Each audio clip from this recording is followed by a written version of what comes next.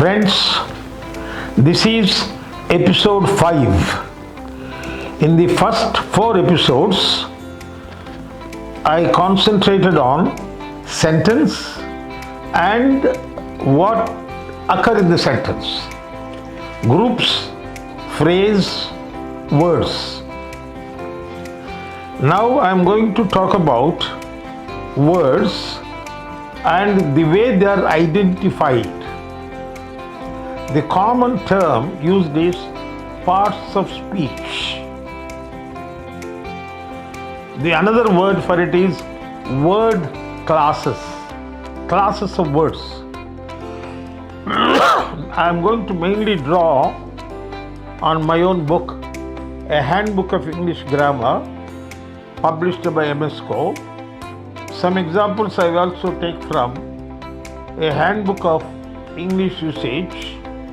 This is from Vijay Nicole imprints from Chennai, and some words I may also take from Oxford Academic Dictionary, edited by me and my friend S.D. Subbareddy. This is a very, very interesting dictionary where it takes care of all words, words of sciences, mathematics, English, social studies and all that with pronunciation, and it will be very useful up to plus 2 intermediate. But some people say, sir, why intermediate? Even at the level of BTech and MBBS, some words we don't know, we are getting meaning as well as pronunciation. It's not that easy. This is a beautiful book, Oxford Academic Dictionary. It was published by Oxford Publishers in collaboration with English Teachers Forum. Anyway, we come back to parts of speech. Let us be very clear about one thing. Different grammar books of different centuries, different decades use different words. So you should not be worried. Hey, this is not what my book said, the book my father used. Yes, different people look at words from different angles. One thing has to be kept in mind. When you look at a word, you look at its form. You look at what suffixes will come with them. It's still structure. And then you look at the way it is used in the sentence or in the clause or in the phrase or the group. I made a distinction, but sometimes we just say phrase, no problem. There is a difference between nominal group, verbal group, adjectival group, adverbial group, but prepositional phrase. Because we said prepositional phrase, both preposition and the following noun or nominal group, both are equally important. Whereas in other phases, for example, nominal group, noun is the head word. The others are only helping. So this has to be kept in mind. I discussed partly. Again, see, after all, language is one unit. While discussing words, we will talk about sentences. While discussing sentences, we will talk about words. So that should not be disturbing. So you should not be worried. Arey, this word I never used, I never heard. Doesn't matter. When I use a particular term, I explain it.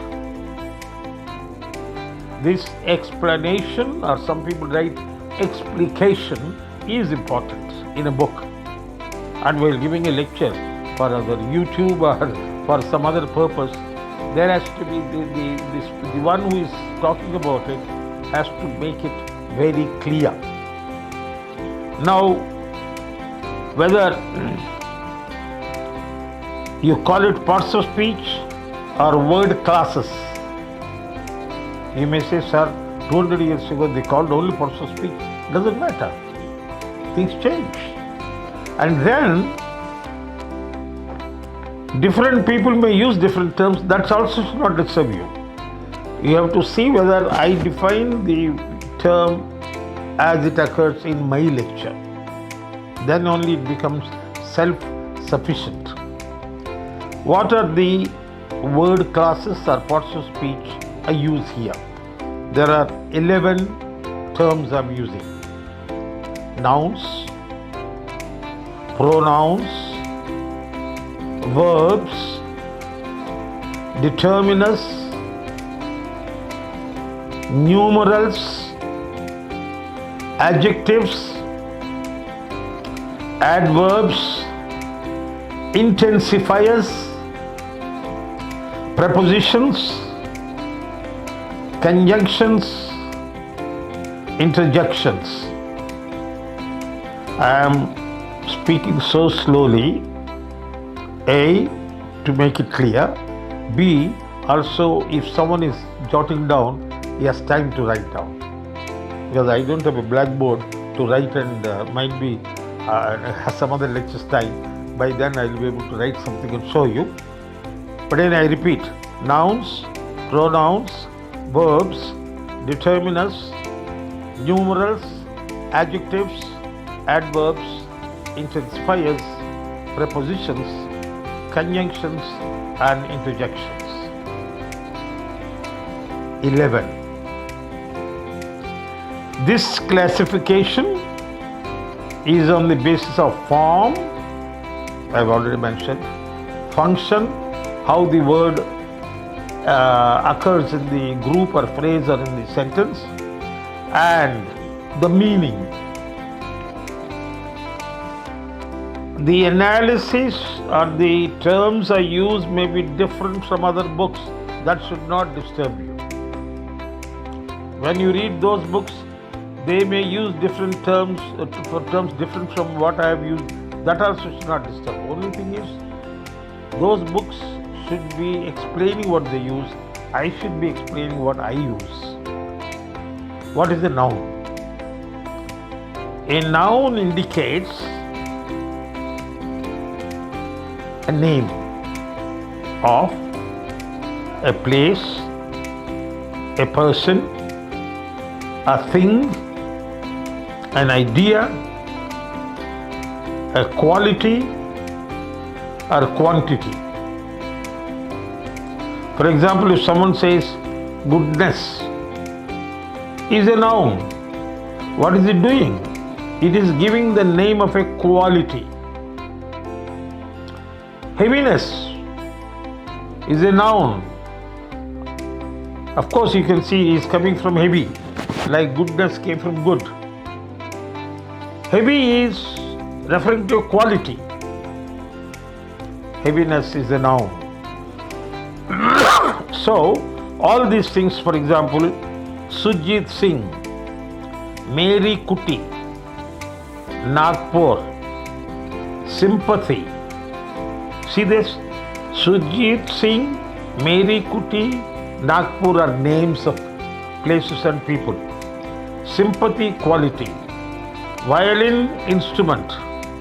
Nobility, noun from noble, quality. Pound, it is the weight or it is the currency in England. Film, James Callaghan is a name. James Callaghan was a Labour Party leader in England. He was Prime Minister for some time. Bishop Tutu, he is from South Africa. Julius Nyerere, he was a politician from Africa. So these are all names. We use nouns for them. If someone says he thinks he's a Sujit Singh,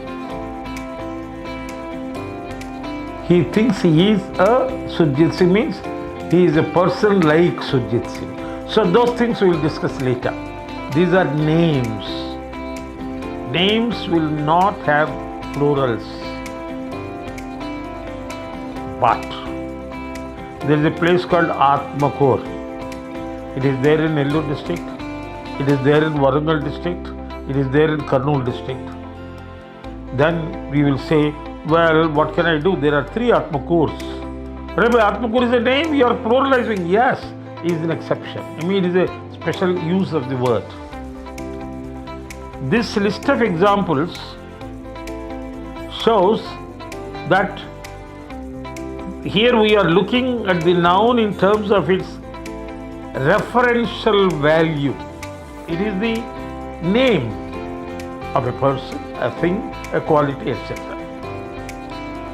We can identify them, the nouns, in terms of their formal properties, how they are used in the language. Now, many nouns can be pluralized, countable nouns. We are adding by s or es or with some variation. Cat, cats, banana, bananas, dog, dogs, apple, apples, house, houses. See that? House, houses, pronunciation changes. Entity, entities. But some words do not take S. Woman, women, man, men, mouse, mice, ox, oxen, child, children. I am deliberately slowing down because I am going to bring in another point. Fruit, if we are taking 5-6 apples, we cannot say fruits. You say, what is this? Apple is a fruit. There are 5-6 hanji. English has a peculiar problem. If it is the same fruit, many, you say there are 6 apples here. A kilo of apples. Hey, where did you buy this fruit? If you use the word fruits, the native speaker, the speakers in England, Scotland, Wales, Canada, America, New Zealand, Australia, these are called native speakers. For example, when Palu Undi, someone says in Telugu, you say, no, Palu Unnai, we correct. Each language has its structure and grammar. So, fruit, if it is one type of fruit, is fruit. When the monkey was throwing fruit to the crocodile, you cannot say fruits because the same fruit. If you say fruits, apples, bananas, oranges, pomegranates, variety. Same thing with sheep. One sheep, 2 sheep, no 2 sheeps. If you say, sir, no, I would like to use sheeps, kya kare? English, if we want to keep it as English, we have to be a little careful. Similarly, some nouns come from other words. I told you already. Nobility, ability, friendship, continuity, goodness, kindness, punishment, emolument, godhood, childhood. These are all nouns by adding something. But there's an interesting thing. Hood is added to a noun. Godhood, hood is added to a noun. So these suffixes may be added to already which are nouns or maybe something else. Here I would like to share something with you. When I was a lecturer in English at Dr. Ambedkar College, Nagpur, the principal of SFS College, a Catholic father, came and gave a lecture. We think we know many things. To be very honest, we learn every day. He came and said, do you know, you people, what is duty? Duty is duty. We'll translate as vidhi. What you are supposed to do? But he says, no. Duty is a noun from DUE plus TY. It was an eye-opener to me. It is your duty to help your father. Do you know what it means? That helping nature is due to him. You owe it to him. Similarly, I learned very recently from someone. Are you responsible? I'm responsible. She explained. Mind you, you'll forgive me, I'm so-called professor of English and all that. She was not a professor of English, but I learned it that day from her. Responsible, capable, transferable. Transferable is something that can be transferred. And do you know what she said? Responsible is you will be able to respond. Be responsible means you develop your ability to respond and respond. I said, wonderful. That is why we learn every minute. That's what they say in England. We learn every minute. Some people think, oh, I'm a professor. I have 2 PhDs. So what? Many of us still say dais. There is no dais in English. It is days. We have to learn. I learned this in Patiala, days. Responsibility I learned only 2-3 years ago from an officer in State Council of our education, Hyderabad. The word responsibility I knew. But the real meaning, like duty from the Catholic father, I learned from this wonderful lady, your ability to respond is responsible. Many of you must have heard it. I heard it from the first time. That is why I have a humble submission. That's why when I wrote this book, I said it is for learners, teachers and scholars. Because you never know, you may think you are a scholar, but every scholar is a perpetual learner, is a permanent learner, especially a teacher is a permanent student. So look at this.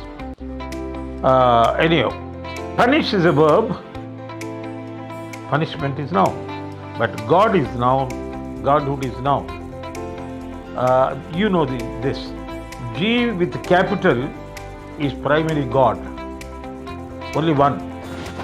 G with small g, many of the angels are called gods. Devata. That G capital, God is that single, Paramatma, Allah, Vaheguru, Yehovah. No plural for Paramatma, no plural for Allah, no plural for Vaheguru, no plural for Jehovah. The single name. So if someone says Hindus have too many gods, read properly. Paramatma is one name for thing. Rest of it is all Devata, gods. Many of them are without capital G in writing. So anyway, certain affixes are added only to nouns. Very peculiar. For example, my book. Take है I, me, my, Changai ji, good. But John's book, John apostrophe S. So this is called possessive suffix. That will be used, added only to a noun. Similarly, ship is used added only to a noun. Hood is used only, I have already given example, Godhood and Childhood. Now, a noun is also identified on the basis of its function. We have already said in the episodes where we were talking about sentences, we have subject and predicate concept. Within the predicate, we have object and complement. Object or complement, sometimes object and complement. You may say, what do you mean by that? I called him my friend. My friend is complement to him. I called him, him is the object. So like this, many things happen. So a noun can function as subject. A noun can function as an object. A noun can function as complement. Now what have we done now?